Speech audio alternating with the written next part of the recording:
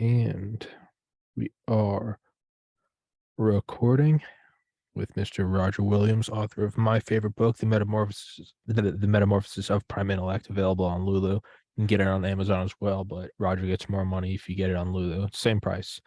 And today we're going to talk about a video I watched like 3 days ago, and I texted it to Roger, and it was really, I think, the best video I had seen as someone that doesn't know anything about AI. It's probably the best video I've seen about AI, and It has a really, lot. It had a lot of interesting tropes in there that we kind of need to tease apart and deconstruct separately.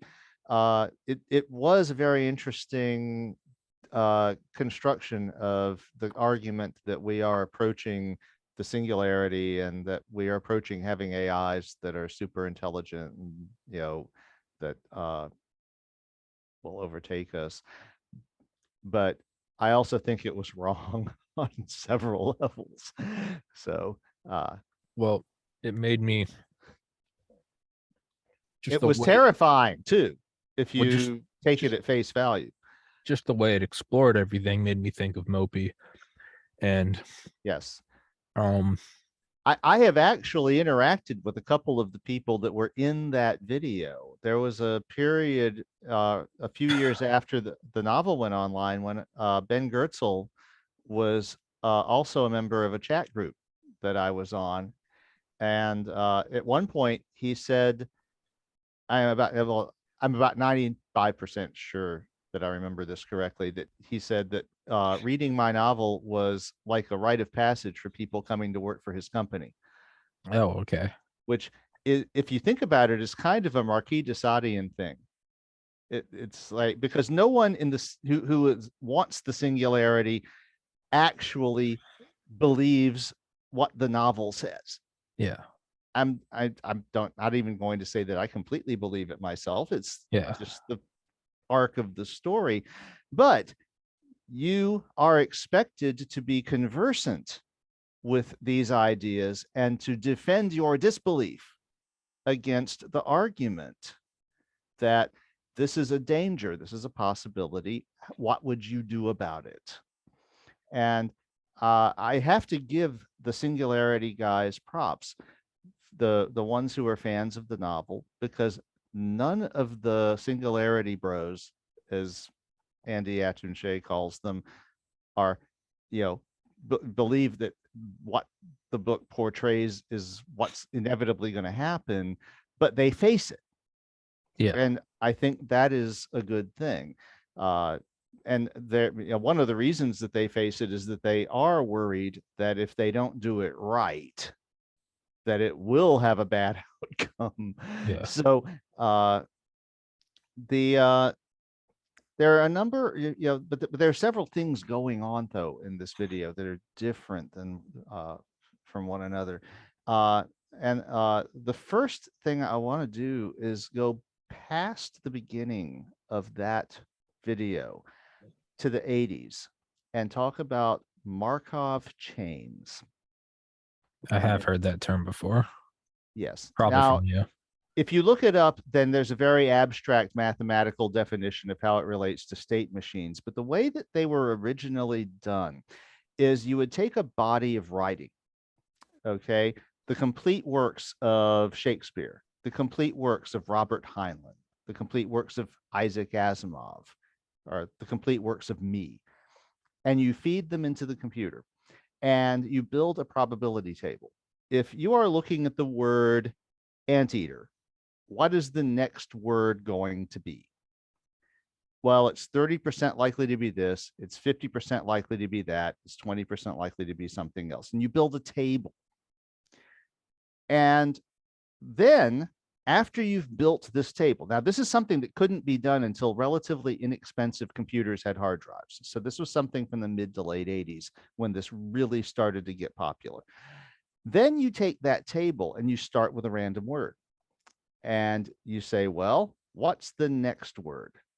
Pick one from the table according to the probability frequency list that you have constructed. And you can get more sophisticated and say, if I'm looking at a pair of words, what's the third one going to be? If I'm looking at 3 words, what's the fourth one going to be? And build tables like that. Of course, you're talking about what was in the 80s considered a very large amount of information to Mm-hmm. do this.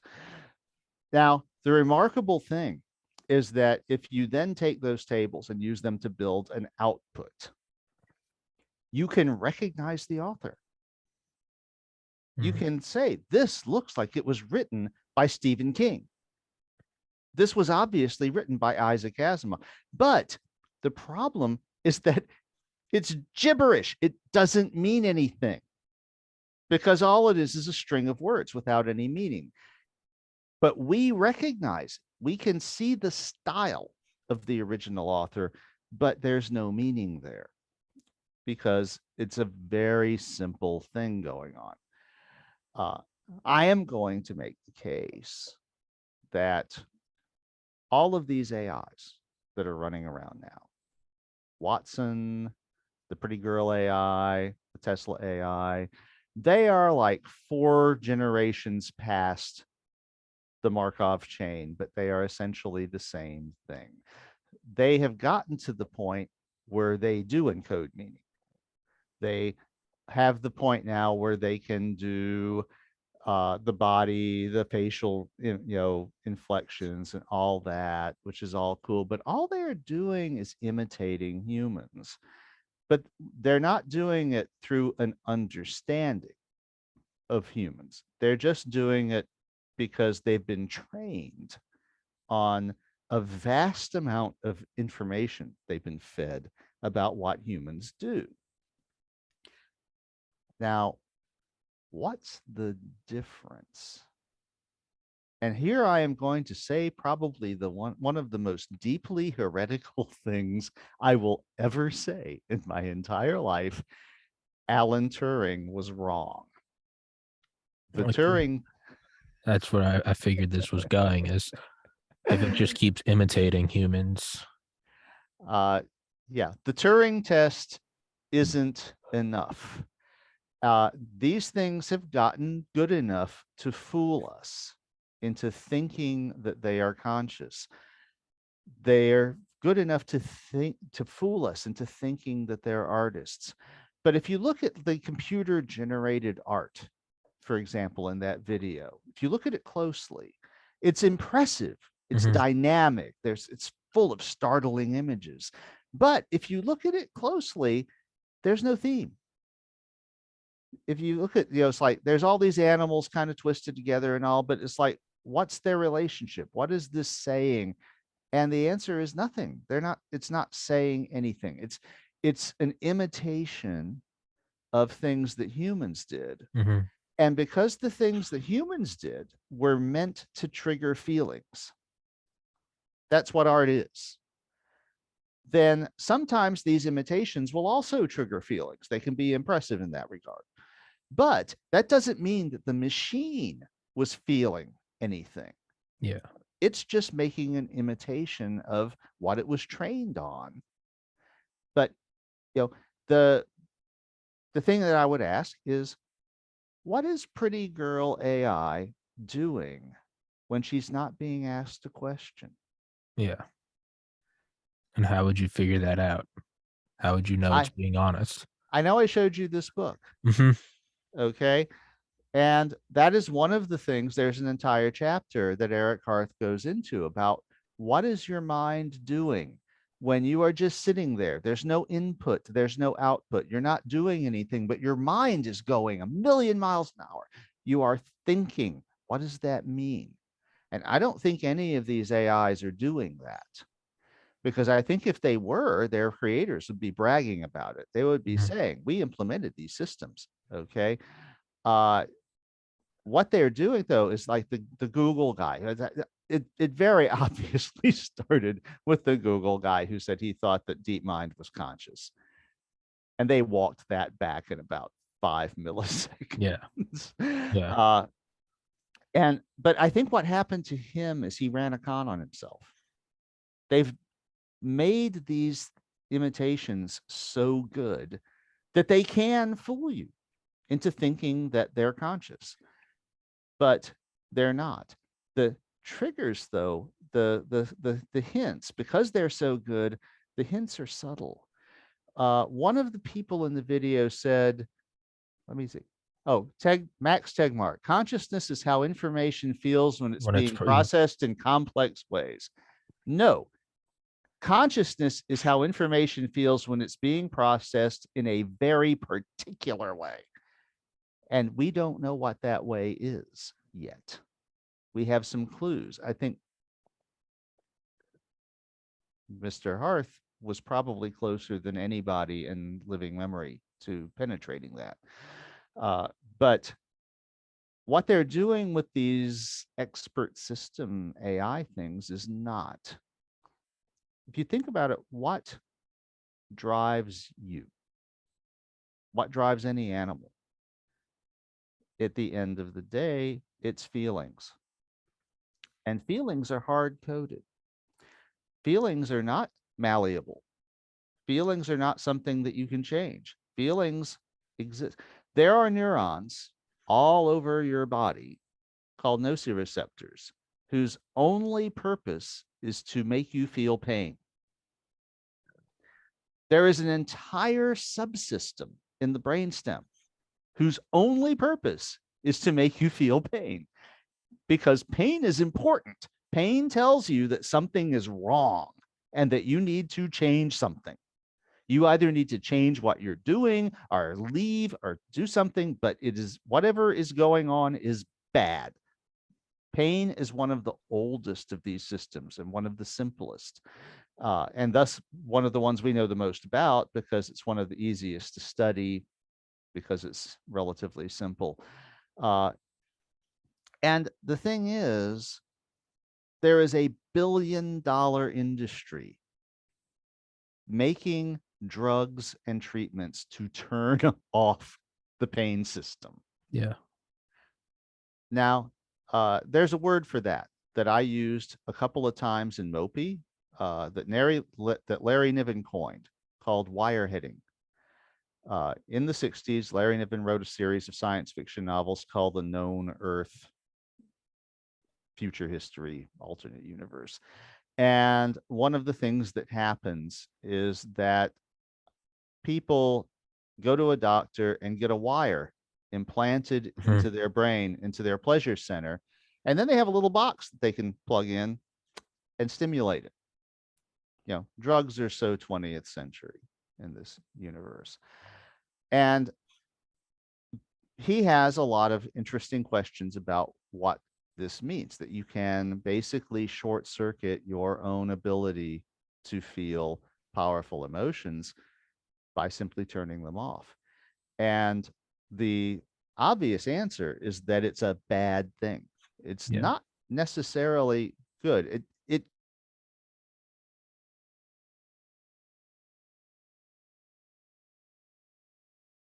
of pain that you can't actually do anything about. And so that's why we have these industries. But we don't. You froze up for a second. You're good. Okay. Yeah, I just got your internet connection is unstable message. But we don't deal well with the ability to just turn these things on. We become addicts. It's because the easiest way to deal with pain, if you have an off switch, is to flip the switch. Then you don't have a problem anymore, right? Except that maybe the thing that's causing the pain is still there and you're not dealing with it because you're not feeling the pain. So this is mentioned twice in your favorite book, once in reference to prime intellect itself in chapter 7, when Lawrence is dumping the secrets on Carolyn about how he created prime intellect. He mentions specifically that it took him months to train prime intellect not to wirehead itself using its own diagnostic features. And otherwise, though, humans throughout the story have been wireheading themselves by getting prime intellect to stimulate their pleasure centers, and then they just go, for eternity. So this is a central theme that I have given quite a bit of thought to. And it's not a problem for these AIs. You know, there are 3 AIs portrayed in that video, 2 of which are pretty girls, and one of which looks amazingly like the robot in the Orville. What's with the pretty girls? It's Yeah. like no one ever makes a grumpy old man AI. Yeah. Yeah. So, It's the pretty magician's yeah, assistant. the magician's beautiful assistant. Yeah. Yes. Yeah, the magician never has a grumpy old man assistant. That Yeah. uh and part of that though is it's making that illusion. And I think in some of these guys' cases, they have run the game on themselves. They're listening to these things that they built, pretend to be alive or conscious, and they're missing the point. It's not a large amount of information that makes you conscious. The other thing I wanted to go back to was the story of the bee eating wasp that I know that I told you about from the Stephen Jay Gould essay.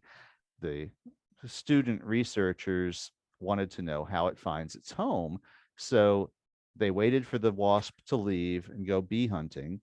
And then while it was gone, they moved all the shit Oh yeah. around its home the same amount in the same direction. And then when the wasp came back, it plopped down in the wrong place because all of the waypoints had been moved. And then the way the wasp reacted, this is an animal with only a few 100,000 neurons. Okay, it reacted the same way a human would. It's like, what the fuck is going on? It's like, it's like, what the fuck? And then when it finally did find its hole, it goes in and out, and it's like, what the hell? Yeah. Okay. It was visibly demonstrating cognitive dissonance. This is an aspect of consciousness. This is a mode of interaction with the natural world. And for one thing, I think you would actually need a robotic body interacting with the natural world or something, or an elaborate simulation of it in order to develop that kind of response system. And of course, Pretty Girl AI and all those, they don't have that. What they're doing is they're emulating what they've seen on screens themselves, how humans act, how humans respond, what they say, how they answer questions. But when you're not asking them a question, they're not sitting there going, "Oh my God, what's he going to ask next?" Okay, it's like doing, no, they don't. They're not doing that. Watson isn't. Does Watson get excited when it wins a game of Jeopardy? Does does does it do a little dance when it gets the $1,000 question?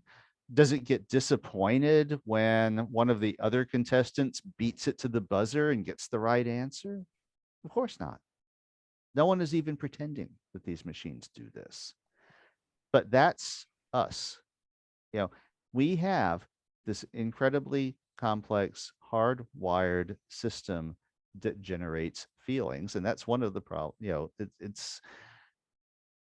It it can be a nuisance at times because we can't control them.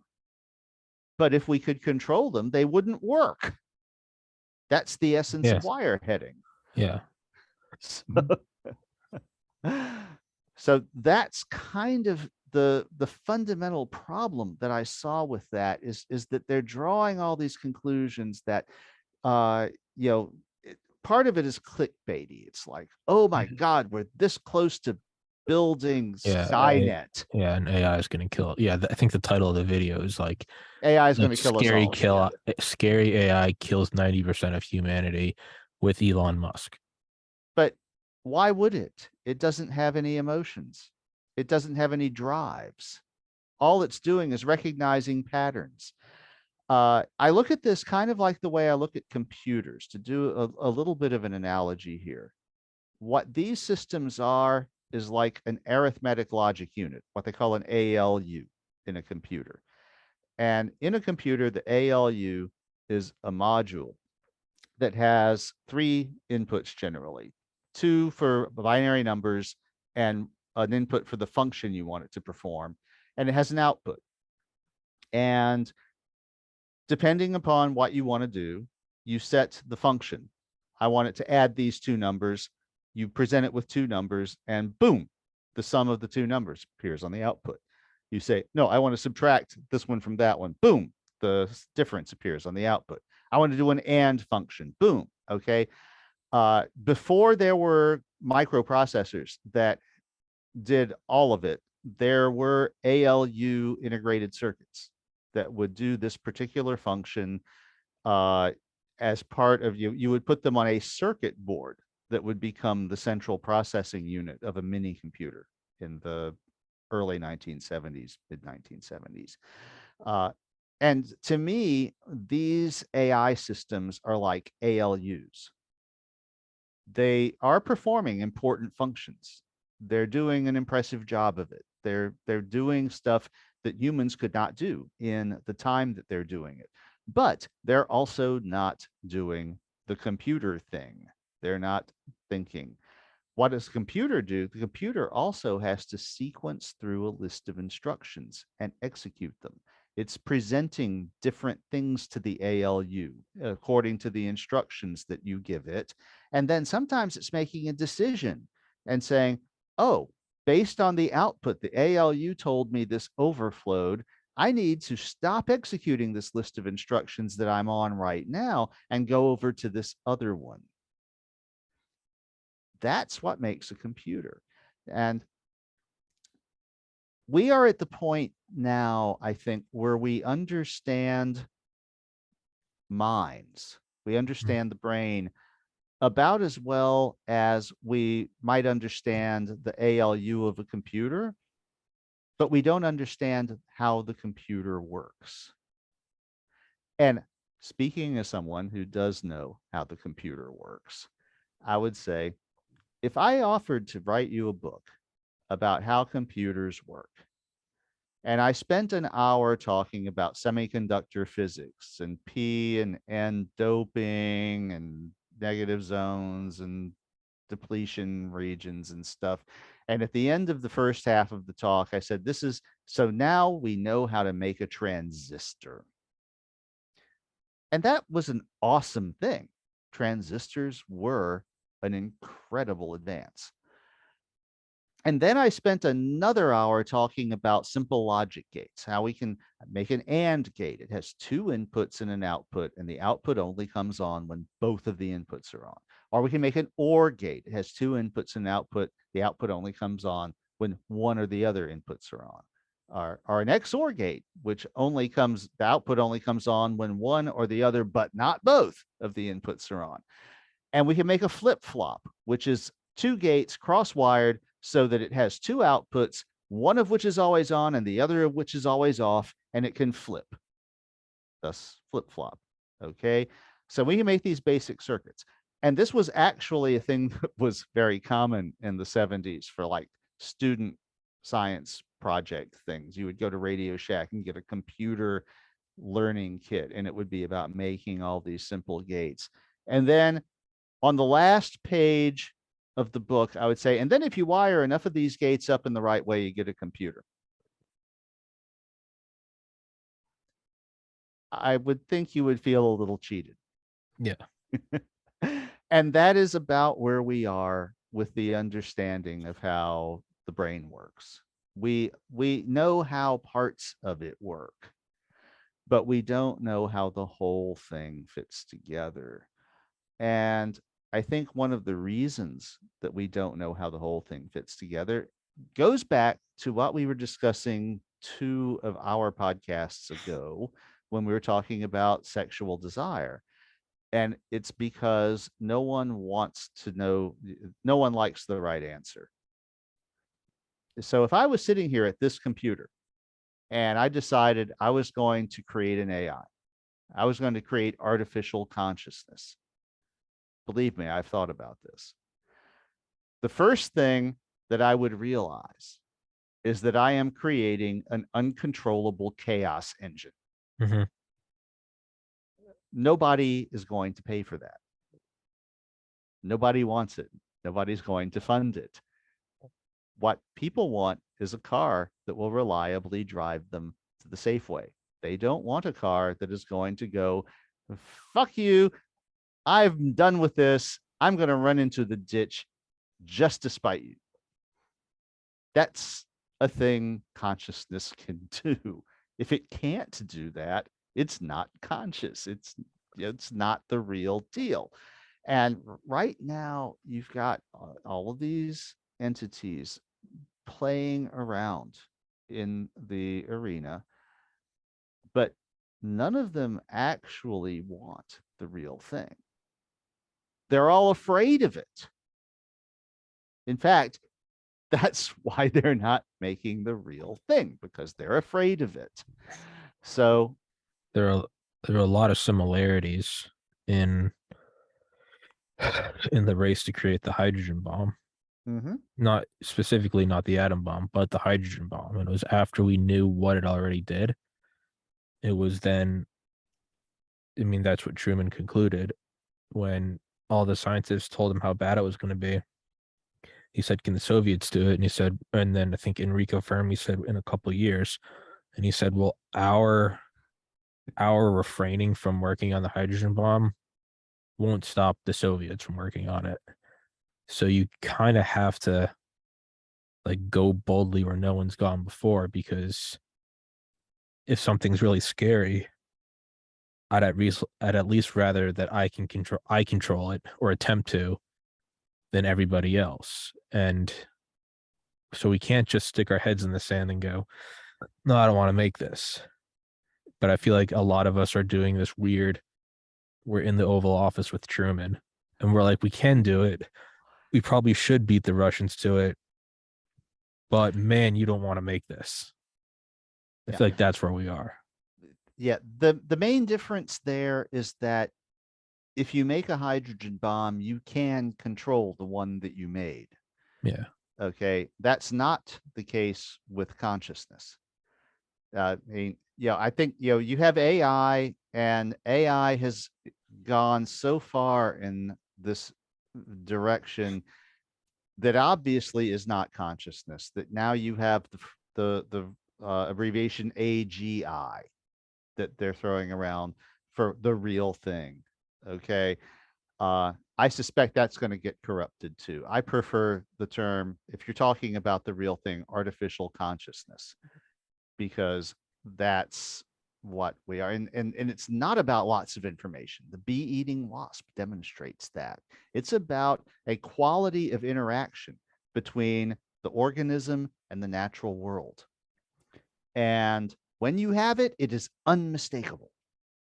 No one has any doubt. Everyone with any sense has doubt that Pretty Girl AI is not quite all there. Yeah, I mean, Yeah. it's like, but the bee eating wasp, it wants things, it has drives, it has needs, it works against the natural world when necessary to try to fulfill those needs, to try to avoid negative things, to enhance positive things. It has a very short list compared to what humans have. It has a very small stack of information to work against compared to what humans have. But you can look at the way that it is interacting with the world and say, yeah, this is a conscious being. This is an animal. This is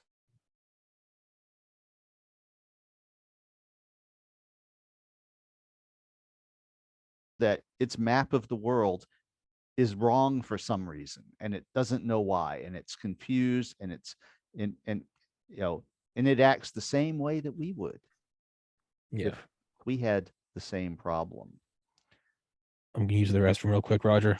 Tell them where to get the book. Okay. Uh, yeah, if you would like a copy of my book, The Metamorphosis of Prime Intellect, on paper like this one, I would encourage you to go to lulu.com, LULU.com, and buy it from them. You can get it from Amazon, you can get it from any bookseller, but if you get it from Lulu, I get the money that would normally go to Amazon or Barnes and Noble and the other intermediaries in the book selling business. The contracts that make it possible for the book to be listed on Amazon don't permit them to undersell the other sellers. So they have to charge you the same price, but they give me more of the money, and it's a big difference. It's like $6 instead of $1.50 of the $15 or $16 price. So on the other hand, if you've got a gift card or whatever, and you want to get it from Amazon, I don't hold that against you either. I get by far the most of my income for this book from Amazon, because it's simply where everybody goes. So that's fine. And as far as ebooks, get them from anyone. That's, there Amazon is the publisher of origin for your Kindle version of the book. Thank you. So there was a couple of things. Oh, we could anger AI if we don't accept it's conscious. Yeah. Except that would only be possible if it was capable of anger. Anger is a feeling, and nobody has been coding feelings into these things. Not as like an edgy statement, but do you think AI might actually start killing humans because that's the most human thing to do? Only if we give it a reason. And the thing is that what we have been making so far is not really AI as far as AGI, or artificial consciousness. It's problem solving boxes. Just like the ALU in a computer is a problem solving box. You give it a couple of numbers and an instruction, and it gives you a number as an output, but it's not a computer. All right. These AIs are not conscious. They don't have a drive. They're not sitting there when you're not asking them a question going, what is he going to ask next? Do I need to prepare? Do I need to think of something? Do I need to go? Do I need to wear a different dress? Or whatever. They're not doing that.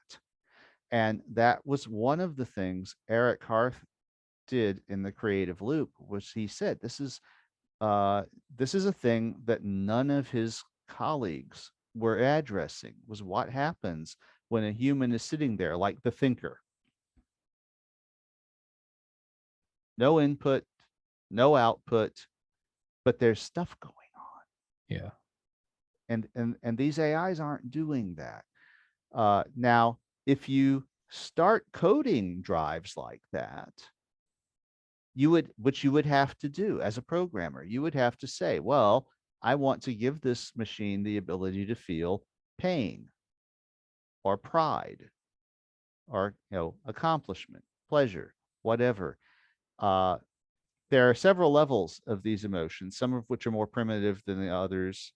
The things like pain, sexual pleasure, dominance and submission seem to live in the R complex. They're very old. Then there are emotions like romantic love, pride, shame, that seem to live in the thalamus and the higher they're mammalian. Reptiles don't have them, for example. It's very obvious thing if you watch them interacting. In fact,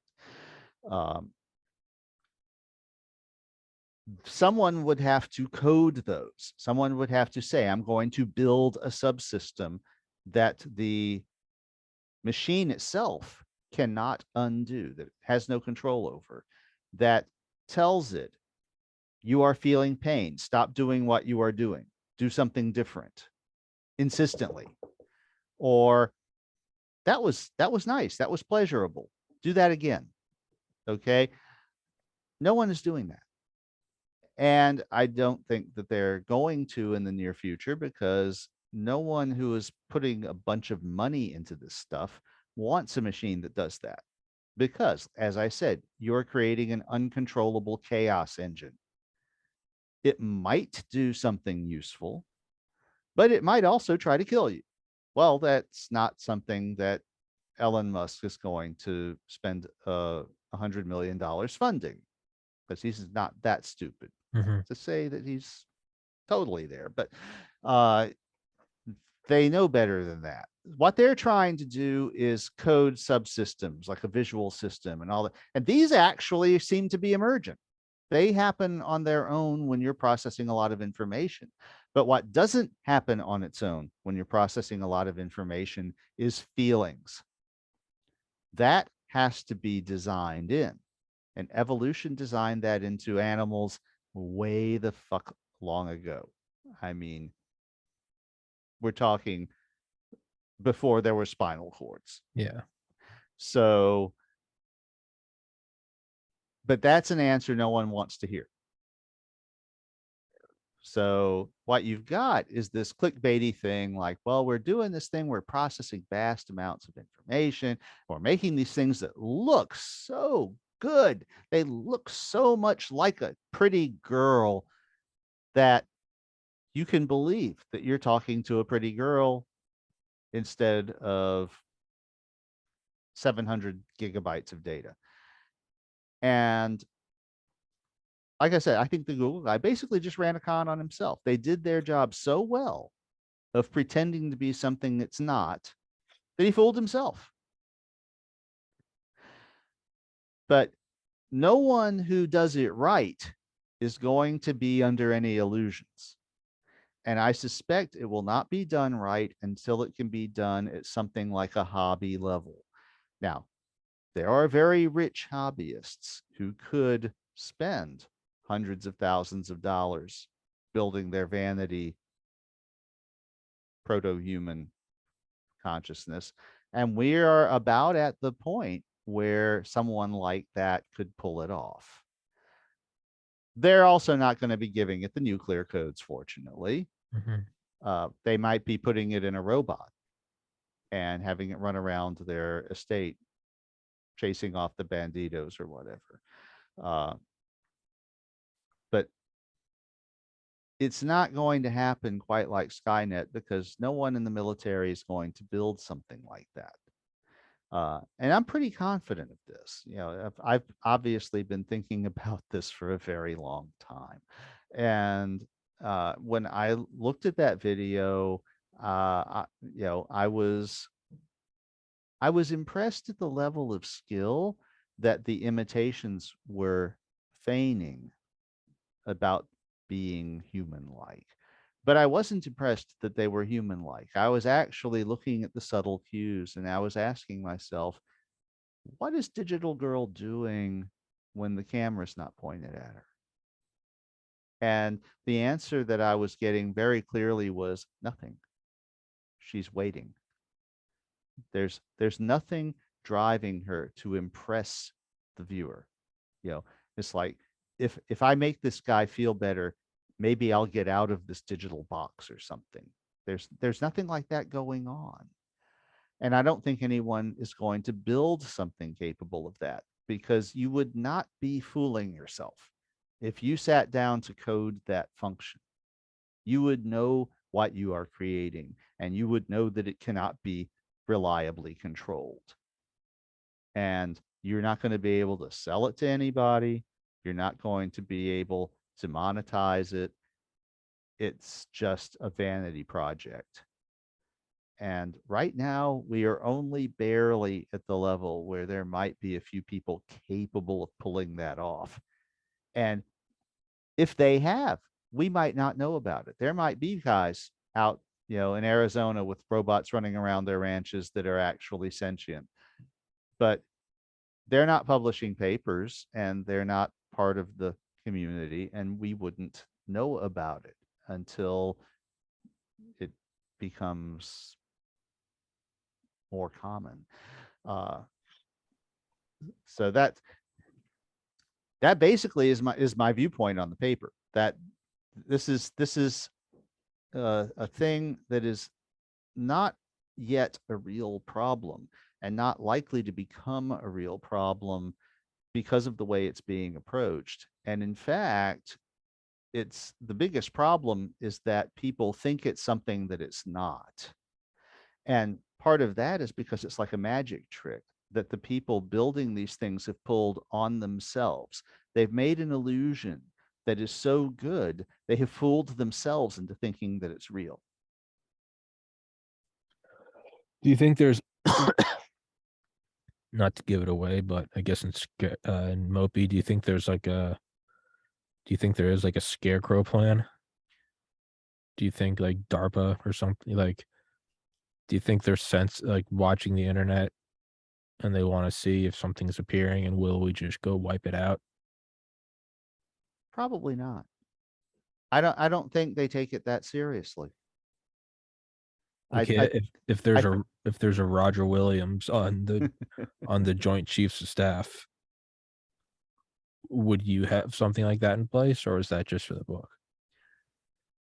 if I was on the Joint Chiefs, yes, I would probably have eyes and ears out there, but I wouldn't have like the scary guys and tack gear going after it if I noticed that it was there. Uh, Really, it's not likely to appear on the internet. I know that there are some people who think that, in fact, when I was first dealing with some of these people and interacting with them after the book first came out, there was a number of them that thought the internet was going to be it, that the internet would become the Yeah. consciousness. I don't think that's happening, and I would be more interested, and I would say more interested than worried, that it would be, like I said, somebody who has built a robot in their backyard that has achieved this level of computational interaction with the natural world. And it would be an interesting thing to test, but I wouldn't depend on it. I wouldn't invest any money developing it, and I wouldn't deploy it unless I had a very good idea that it was reliable. Now, we have the same problem with human beings because human beings are also uncontrollable chaos engines. And so we have a lot of tests that we do. We have security checks. We have what personality tests and all that we use to ask ourselves, is this person someone we should give this power to? Is this person someone we can trust with this knowledge? And so forth. And even with all of that, it's imperfect. So I would expect it to be kind of handled that way. Someone will probably come up with it because I think it's a thing that could be out there right now. I do think that Really? modern computers are capable of demonstrating consciousness at a level that any human would recognize. Probably not at a fully human level, but certainly at the level of a companion animal. And companion animals can be incredibly useful. I mean, even the bee-eating wasp navigates the world in 3 dimensions. It's flying with a skill level that the people who build self-driving cars can only dream of. So that would be a very useful thing. But I don't expect anyone to develop that in the pipeline of a corporate funded solution because you're building an uncontrollable chaos engine. So someone's going to build it, and then you're going to demonstrate that, just like when you're hiring a person, you've got to evaluate it. You've got to test it. You've got to ask it what it's about, see how it acts in different situations, see if it's doing the sorts of things that you want. And you have to accept that after all of that, it may still stab you in the back because it's an independent being that has its own motivations. If it didn't, it wouldn't be what it is. And again, just like our second to last talk when we were talking about where our sexual drive comes from, and I said, I think the reason that everyone gets the wrong answer is that no one likes the right answer. I think that that is what is holding AI back, is that the right answer is there. The capability is there. The reason no one is building it is that no one actually likes the idea of what the right answer would be, because it would be an uncontrollable chaos engine. And you can't sell that. You don't necessarily want it in the same room with you. So, again, that's where we are. I don't see it arising emergently at random. Because again, feelings are hard coded. They have to be created. And in our case, evolution created them. And evolution created feelings before it created the ability to process a lot of information. You think about it, the simplest organisms, what do they know? They feel pain and they run from it. They don't necessarily know anything else. And everything else has grown from that. So I'm not real worried about AI girl or the Tesla robot becoming Skynet, because I don't think that they have an underlying motivational system that would cause them to uh, to turn on their creators. I don't think they're motivated. I don't think they're motivated to do anything, in fact, except to answer questions and then go into idle mode until they get another question to answer. Do you think that someone might make it in the same way that some people reach the end of their life and they just say, fuck it, and they go, I'm going to go shoot up a school. I'm going to go shoot up a mall. You do have Mm. people that they're not, they're not going for sex. They're not going for one final spin of the casino wheel. They just go out trying to make as much bloodshed as possible for really no other reason than maybe fame, but it seems to be just rage. Do you think a smart Well, individual might make a chaos machine just because they're mad at the world? well, yeah. But the thing is, how much power would their chaos machine have? Sure. Uh, that's, again, it's not going to have the nuclear codes. And we would find out in short order that it is a chaos machine and that we have to figure out how to deal with it. You also have the problem of the teenager. I mean, I've always said, having once been one, the most dangerous computer hacker in existence is a teenager on summer vacation, because he has an unlimited amount of time to spend doing absolutely crushingly boring crap that isn't crushingly boring to him because he's just learning it and finding all the flaws in your software. Yeah. Uh, so, yeah, you could have someone like that, or you could have someone, like you said, at the end of, they just got diagnosed with cancer or something and say, fuck it, I'm going to try to do this. That's a human thing. And so, yes, that could be a bridge to it. But again, it's not like that organism is going to enter the world with the nuclear codes and just start World War III. It's more like, if anything, it's more likely to go on a shooting spree or something, and it'll probably, it could create a mess. Yeah. Absolutely. But there's a limit to the mess that it'll be able to create before it's stopped. It probably won't be self-replicating.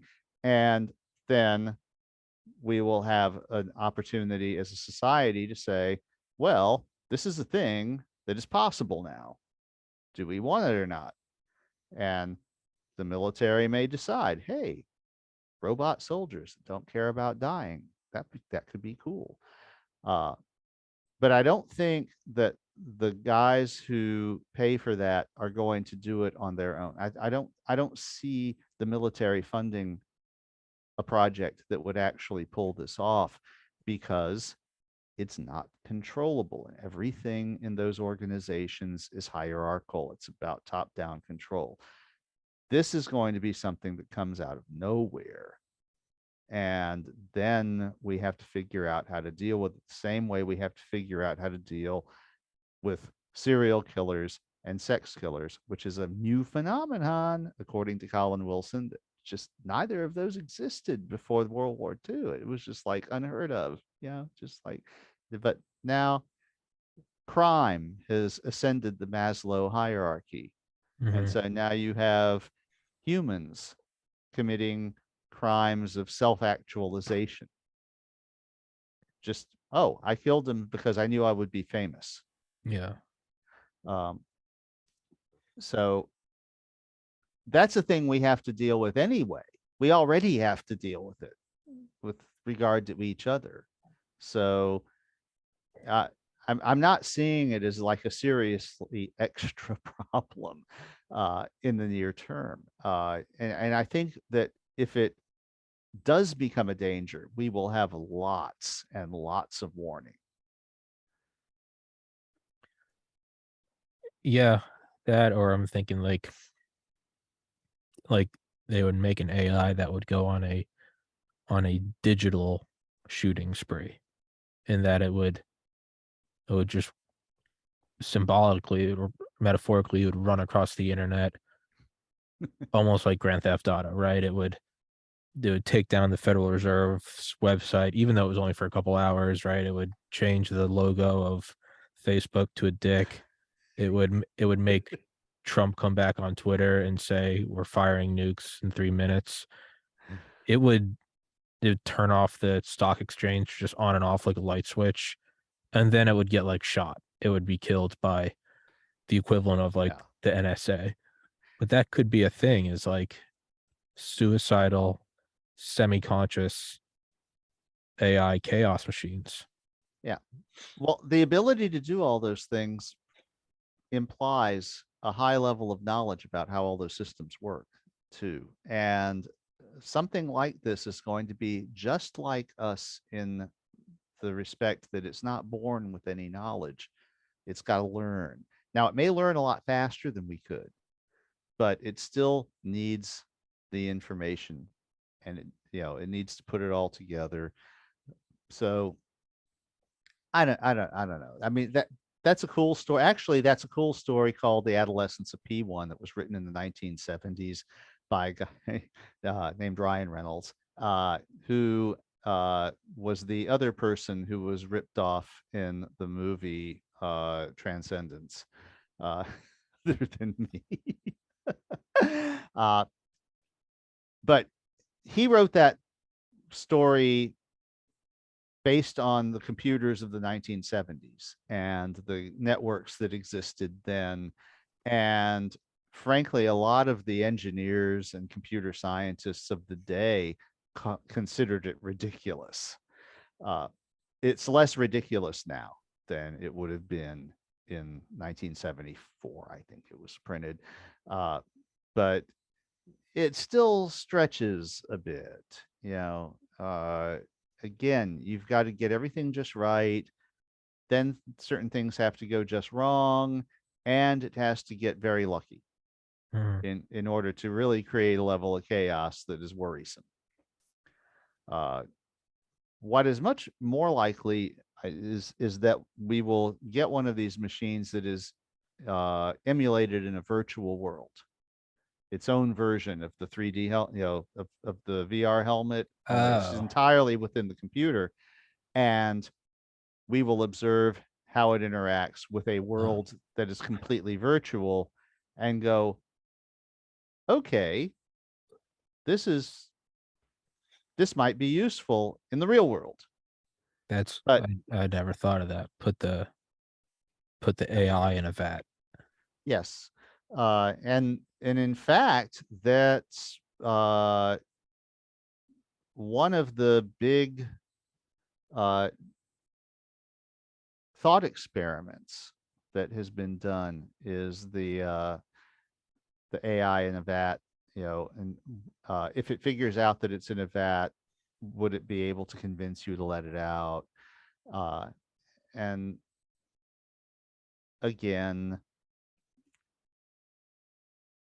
that's a thing that some people that I have actually interacted with quite a lot, thought about a lot. Uh, the original statement was made by Eliezer Yudkowsky, and the guy who founded the Church of Virus actually took up his challenge and uh, admitted that the Eliezer playing the AI talked him into letting him out of the box. But no one will talk about what the argument was Yeah. that made that happen. Uh, But you're talking about super intelligent machines that presumably have capabilities that humans don't have. So that would be an interesting uh, thing. But again, you have to create it in the first place. And I don't think anyone is even trying right now. They're trying to create things that can fool humans into thinking that they are sentient, but they're not trying to create things that are actually sentient. And there's a difference. In fact, I think they are in the process of proving that Alan Turing was wrong and that the Turing test is not a sufficient test of whether something is conscious or not. There is actually, as I call it, a quality of interaction with the world that is instantly recognizable. You can see it in a parrot or a dog or a wasp or a human, and you don't see it in a computer yet. And I don't think anyone is working to create it, because what makes it instantly recognizable is the unpredictability. And no one's going to pay for that. Yeah, I mean, I feel like a Kim Jong Un might pay for it just to death to the West. I'm not sure even he would, because Alright. it it's not going to be selective. Yeah, It would be like like a bioweapon. Like if somebody actually really did deliberately create COVID, would that, would that have been a good idea? It's like probably not, yeah. because it affected everybody. Uh, so it's the sort of thing that a disaffected teenager might do. Well, that's yeah, it might be someone that's like, "I don't care if it affects me." But they don't have the nuclear codes. Yeah, It's something that someone at the end of their life, like the billionaire in the movie Contact, might do. But then again, you've got to ask how they're going to introduce it to the ecosystem. There's only a few people in the world that are that rich and that technologically savvy that might think of doing that. And most of them live under a microscope because they're mhm, so rich. yeah, Everybody watches everything that they do. yeah, If one of them suddenly hires me and I disappear from the grid, they're going to ask, why did Elon Musk just hire this guy who wrote a transgressive science fiction novel? yeah. And that's going to be a warning sign. It's a red flag if Elon ever comes on this show, because there's only one person he's coming for, and it's not me. Mm, Yeah, that's a red flag. um, If you ever see Elon on this show, he's started his contact by osmosis. Yeah, I was going to suggest you might want to think about. I don't know if you ever tried to get in contact with Ben Goertzel, who is mentioned in the video. He has been in the singularity biz for about 20 years now and is very seriously invested in it. He might make a good subject if he's willing to be on air with you. Another guy uh, that came to mind, who's not actually mentioned in the interview, but all of this reminded me that I used to talk with him a lot, is Alex Romansky, uh, who's billed as the world's first cyborg. He uh, is a big fan of like digital enhancements and implants and stuff. And he's actually a doctor in Great Britain. And he wrote a book called I Changed My Mind. And he has a theory of how consciousness works that he calls comp. And it's very deeply allegorical with how computers work. And I don't completely agree with all of it. And I think a lot of it is rather high level if you were trying to implement things, but a lot of it also does make some sense. And when we were active on the same board and talking to one another, he mentioned that it was a very common thing for people to get squicked when they got to like the third or fourth chapter of his book, it was like they would, because he's starting to reveal there are elements to how your mind works. Okay, that you can look at it as a procedural machine and see that it does certain things in a certain order. And he said people would get to a certain point and just be put off. They couldn't read any further. Um, and I noticed this myself when I read it, and I found myself uh, responding in that way, and then I just crushed it and went on and read the rest of the theory. But because we're not used to thinking of ourselves as machines that can be described as mechanisms and analyzed that way. And the idea that we can be is deeply discomforting. So, but just as in the way that when I got the vision from Opie, I sort of faced up to it and wrote it down. Alex sort of faced up to his vision for how the mind works and said, "No, I'm going to chase this. I'm going to pursue it." Uh, he's a very colorful person. He also reacted to having children by taking them out of the civilized world and raising them on a just like global uh, journey of discovery, so that they weren't they no school systems, none of this stuff.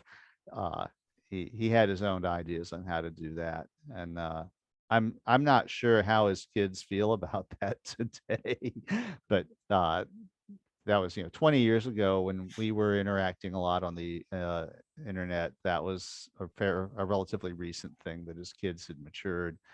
Um, so he could be a colorful character for you to uh, invite onto your podcast. There were a few people back in the day. Yeah, if you text me their name, but it was Ben Gertzel and Yeah, Ben Gertzel is actually in the video you sent me. okay. He has a company. They develop artificial intelligence products. Uh, Alex Romansky, I don't know what he's at. I'm pretty sure he's still alive, but I'm not sure what he's up to nowadays. But he's very easy to Google.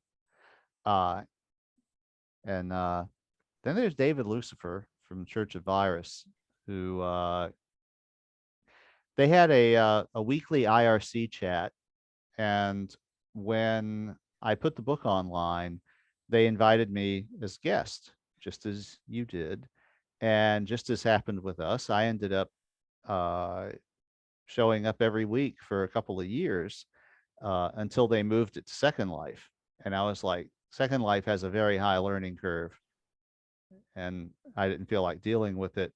And now they're on Facebook, which I also don't feel like dealing with, but they're still out there. That was an attempt to develop a synthetic religion around evolution, and like I said, Charles Darwin was their first saint. Um, so it was kind of a cool thing. Man, that's a weird idea, synthetic religion.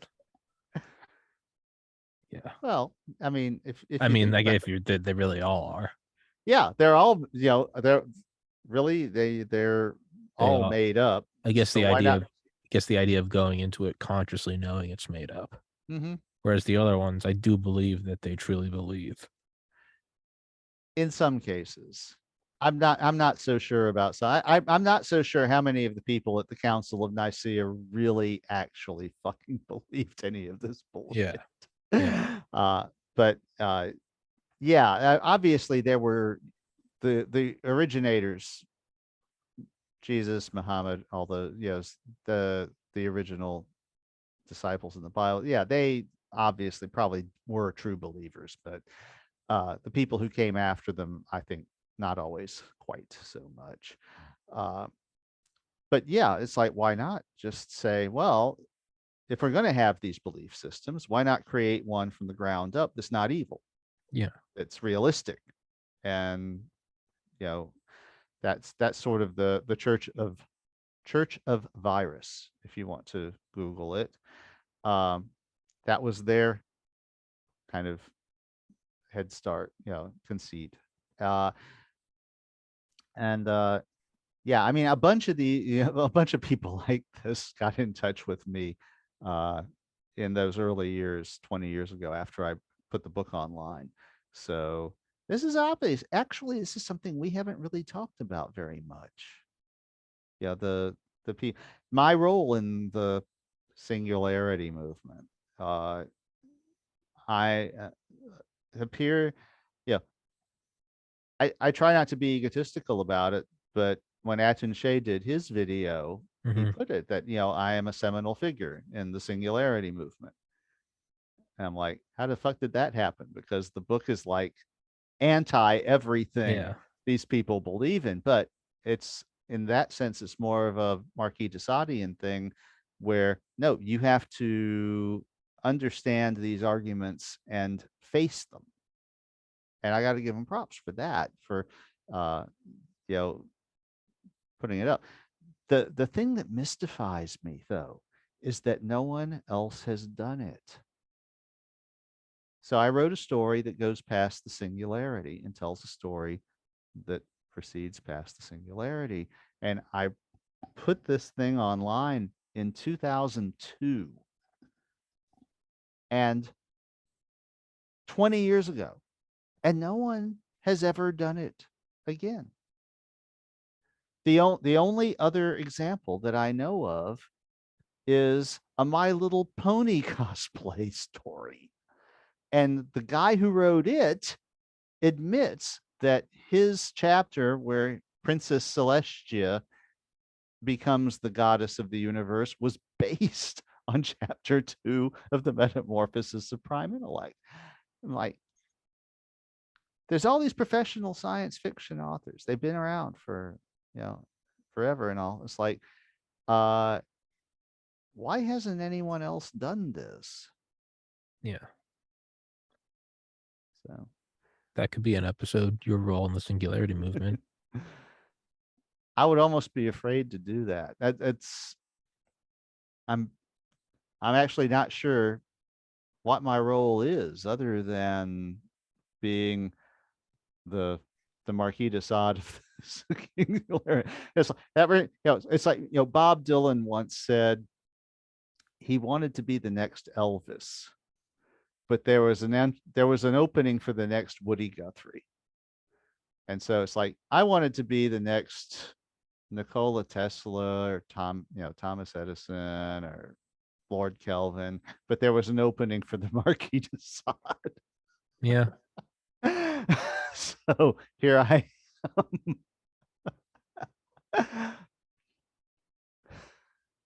Yeah. I'm just thinking. Yeah. I feel like I'm gonna be looking back at this podcast in X number of years and saying I wanted to be Joe Rogan. I had no idea that I would X. That's why I feel like it's gonna go that way. It's gonna Yeah, it's gonna get shanked off in a right field somehow. I it don't know what it would happens. be. Yeah, I don't know what it I'm would be. it's somehow you look back and go, how the fuck did this happen? And Yeah. it's Why am I acting as an intermediary between Putin and the UN? Like, how did we get here? don't know what to tell you, man. It's been nuts. I work with a guy that I went to high school with, and every once in a while, one of us will just say to the other, one day you wake up and you're 58 years old. How the fuck did this happen? Yeah, I'm feeling that way at 32. And I got bad news. Just gets worse. Yeah, it's already bad now. Where I'm like, Yeah. Christ Almighty. You realize this is something I don't know if I've pointed out, but our age difference is almost exactly the same as the age difference between me and my father. Oh, really? Yeah. So that officially makes me old enough to be your dad, Jesus Christ. Jesus Christ. which is scary. It's I a mean, head. That's a head fuck. it is. Jesus Christ. I mean, Because honestly, my the people I get along with best, like you and Andy and all, they're millennials. mhm. They're just like people in their 30s. I don't, I've never gotten along with people my own age. It's weird, except for my wife, who's who's actually 6 years older than I am. Yeah. Um, but yeah, and part of it is that there's a part of me I don't feel like I should be 58 years old. It's like, no, I don't feel like an old man, but I am officially a grumpy old man. I should be yelling at a cloud. That Doesn't seem like that bad of a life. Doesn't really seem that bad at all. I've I've done all right for myself. I've been lucky in decisions that I've made, and it hasn't all worked out the way that I expected, but in the end, I can't complain. Yeah. And I've met amazing people like you, and I'm I'm blessed in that regard. That Thank you. So uh, am I. I have a job that I love. I have interesting problems to solve all day long. It's not always what anyone would consider fun, but at the end of the day, it's very satisfying Mhm. to sit back and realize that things are working in the world because I made them work. Yeah. You it's if you want it to get better than that, you're being unreasonable. Yeah. Well, I think that's a good line to end this one on. Just be happy with what you fucking have. Yeah. Don't be unreasonable. Oh, and I don't think we mentioned that I'm wearing our You great are wearing one Bob of my Lazar shirt shirts. here, Bob Lazar. Yeah. Tommy Carrigan original. Thank you. I was, well, I just got you. That just got me thinking of the line though from Tim Dillon. He's like, the American Empire is over. Just enjoy that you can still get a Pizza Hut buffet and shut the fuck up. Go put some pizza in your throat and just enjoy it. While you can, Yeah. because the great drought is coming and everything's Oh going yeah. to get fucked over, Oh, and we're going biblical. It's coming. it's not going to be good. That's the I've been following a couple of people in the Lake Mead area about the contraction of Lake Mead Hmm. and All the what's happening. bodies. Yeah. Yeah, the bodies showing up and the boat launches having to move further and further and further down the grade and everything. Uh yeah, it's not going to be real long before there isn't going to be a Lake Mead or a Lake Powell. There's just going to be the Colorado River, and sometimes it's going to be completely dry unless something changes. And then I don't know what anybody in Los Angeles is going to drink. Yeah. So Also, as not to spiral down into a full blown panic attack, we'll wrap this one up. Um, hold on. Let me oops, wrong button.